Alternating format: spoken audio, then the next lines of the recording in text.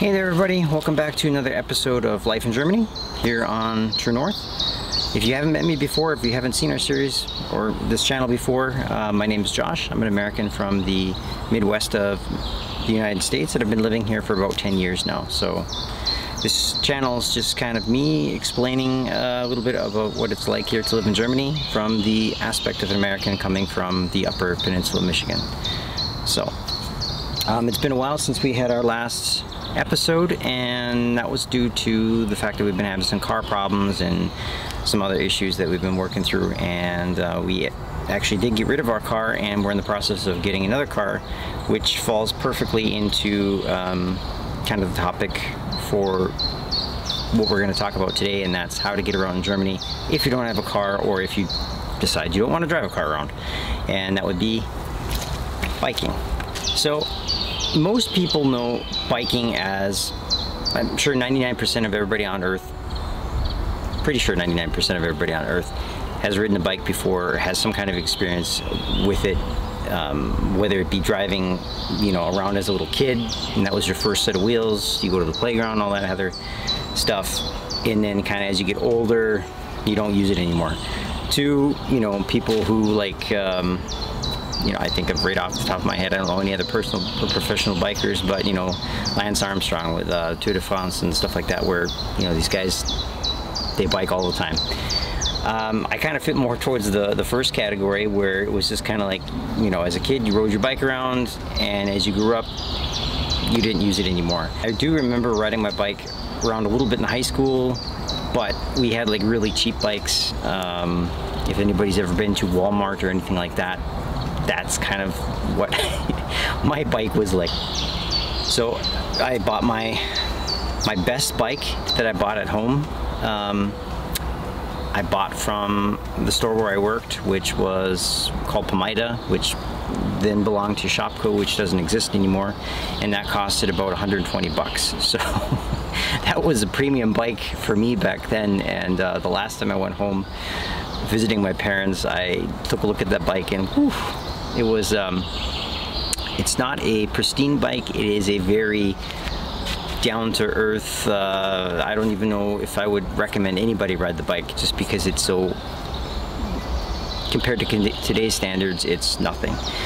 And so anyway, when we came to Germany, initially we didn't have a car either, and my wife had her old bike from the DDR, so East Germany, that was also very old, and, you know, one of those, you know, when you're walking down the street and you're the squeaking person coming up, and you look behind you and it's this old jalopy of a bike. That's what we had. And so I used that a couple times to go to work, and it did the job, but it wasn't it wasn't a pleasant experience. But I used her bike in the meantime, because we didn't have any car or anything like that, and when the buses didn't run, there would be certain times, like on Sunday mornings, there would be certain times when the bus didn't drive. So if I had early shift, there was no way that I could make it in time if I took the bus. So I either had to walk or take the bike in. So it ended up that we got my wife a bike first, because it was just more practical for her to drive through the city with her bike to get to her internships as a medical doctor. It was just quicker that way. So we got our bike, and I actually started using her bike a fair amount, and I liked it so much. I had so much fun with it because it was a new bike. It was a nice bike, and there's lots of trails to ride around here in Germany. So I bought a bike as well, and that was this one. And at that time, that cost about 600 euros or so, which is not like top of the line, but it's not like horrible either. So it's a pretty good mid-range bike, and I've never looked back. It's been great. So why have a bike in Germany? Well, for one, there's lots of public transportation. The buses are nice. Maybe, if you like buses, like my 7-year-old who just loves buses. He doesn't care if it takes 3 hours to get to his destination. He likes riding on the bus. I don't like that. The buses here are okay in Regensburg, but it takes a long time. If you have to get for like example, when I lived at our old apartment and I got to work, it took about 45 minutes to go 3 miles or so, because the bus goes around the city. It's just it's not practical. So that's the case when you need a bike, or when you want to look at getting a bike. And there's so many bike trails around here in Germany, it's nuts. Even like where I'm at right now, when you saw me come in on the trail, this is like an old logging trail, but at the same time it's a hiking trail, and you can come on here with the bike. And you can pretty much go anywhere with a bike in Germany. There are some places where it's posted you're not supposed to drive there because it's like a Schutzgebiet, a protected area and whatnot, but other than that, most trails you can go on with a bike and you're not going to bother anybody. That's been my experience anyway. If you're going to ride in Germany on a bike and you're going to ride on the road, you have to act and you have to have a mentality of like being in a car. So if you want to turn, you got to put your arm out. Doesn't matter if it's going to the right or to the left, you just put your arm out. It's not like these fancy signals like in the US where you have to use one hand or whatever. It's just you put your arm out in whichever direction that you want to turn. So that's pretty simple. They also have lots of trails here in Germany. They have lots of bike trails, bike paths for bikers here in Germany, and they're clearly marked.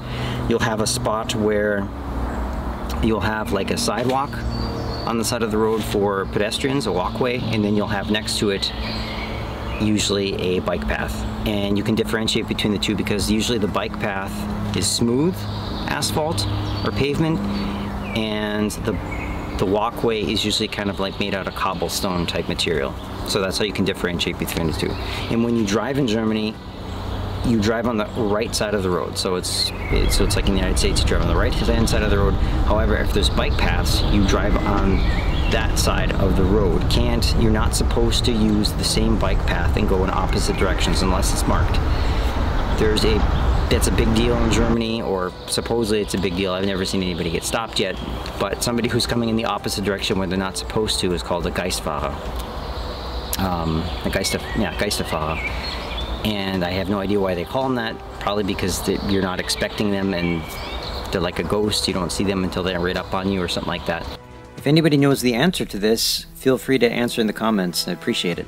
But you can, if you do that and you get caught, you can get fined. It's a lot of fun to just ride with the bike around here. It's a lot more peaceful. You just go at your own pace. There's bike paths everywhere where you want to go usually. There's bike paths even from major cities. So from like Regensburg, we went on the weekend to another city called Kelheim, and that was about 40 miles, so I don't know, roughly 62 kilometers, something like that.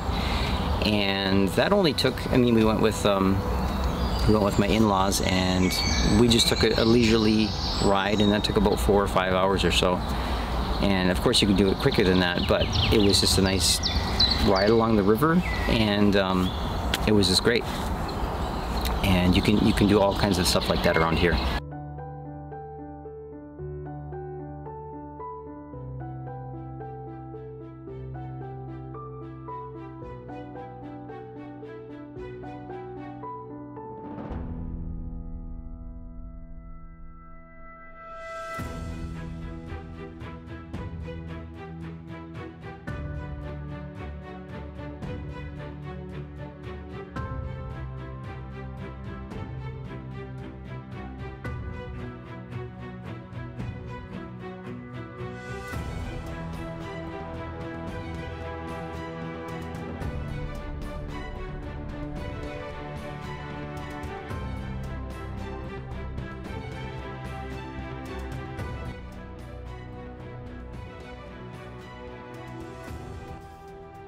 So you might be thinking to yourself, wait a minute, he said that they don't have a car anymore. So how does that work with groceries and getting food and shopping and all that stuff?